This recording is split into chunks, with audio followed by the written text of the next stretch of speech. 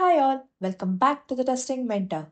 Every tester, every SDET dreams of joining a company where quality matters, where your work is valued, where automation is respected, where your career grows and your confidence grows, hence you grow. But the truth is, not every company deserves you.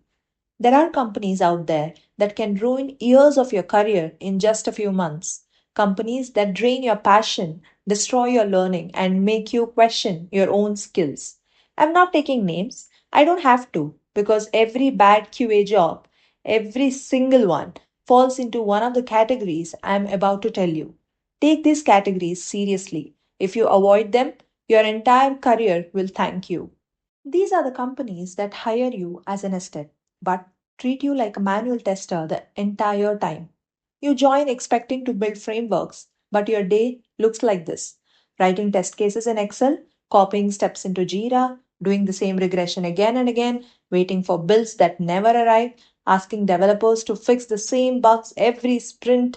You'll hear excuses like automation will come later. First, let's stabilize the product. Management doesn't believe in automation yet. Just do manual for now, and that for now becomes a year or two or your entire job. Your skill doesn't grow, your value doesn't grow, your market worth collapses. These companies are career traps.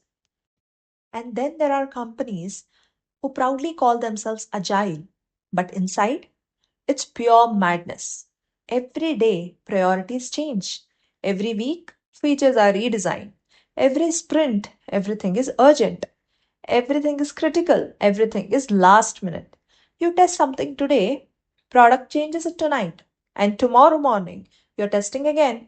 No planning, no clarity, no process. Half the time, you don't even know what build is coming. Developers are confused, product owners are confused, you're confused, and at the end of every sprint, guess who gets blamed? You. Because quality slipped, because deadlines moved, because dev didn't finish on time, because QA didn't magically test everything. These companies are burnout machines. This one hurts the most because no matter how skilled you are, no matter how hard you work, if a company doesn't respect QA, you will always feel small there. In these companies, QA is silent in meetings. QA gets blamed for production issues every time. QA doesn't get enough time to test.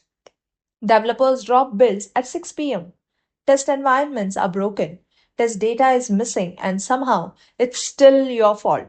You'll hear things like testing is easy, QA just has to click. Developers are the real engineers. No, developers build it and you protect it. But these companies don't see that. They don't value quality, they don't value testers, they don't value you. And if a company doesn't respect you, you should not give them your time. Then comes the legacy tech companies. These companies are stuck in time. Old frameworks, old tools, old processes, old pipelines. Their automation framework looks like it was built in 2010 by someone who left in 2011. Every day you fix flaky tests, every day you rerun entire suits, every day builds take 3 to 4 hours, every day you spend more time waiting than building. You don't learn Playwright, you don't learn Cypress, you don't learn Docker, you don't learn cloud pipelines, you don't learn anything valuable in today's market. You're just keeping old systems alive. And when you finally decide to leave, you realize the industry has moved far ahead without you. That's why these companies are so dangerous, they freeze your career in place. The next category is outsourcing factories. Body shopping companies, the giant outsourcing factories. They hire hundreds of QA engineers and treat them like replaceable manpower. You're just a resource, not a creator, not an owner.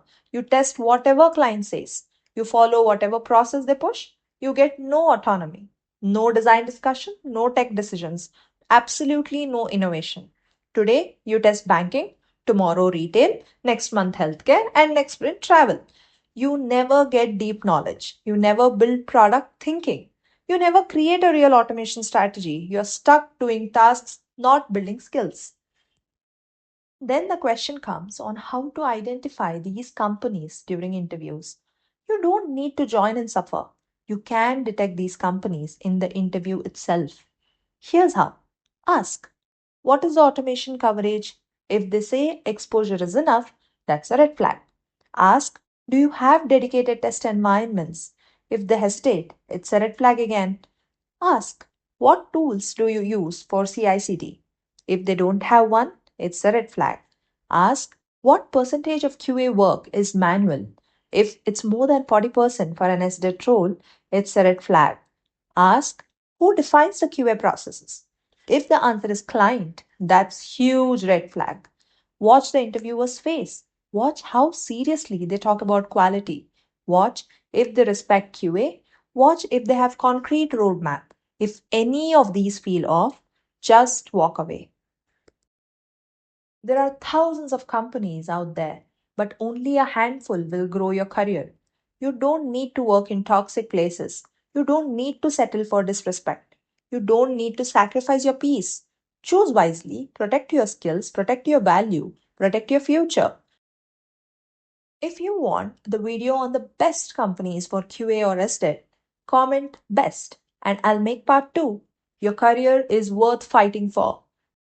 If you like my content, please like the video, comment on the video, and subscribe to my channel.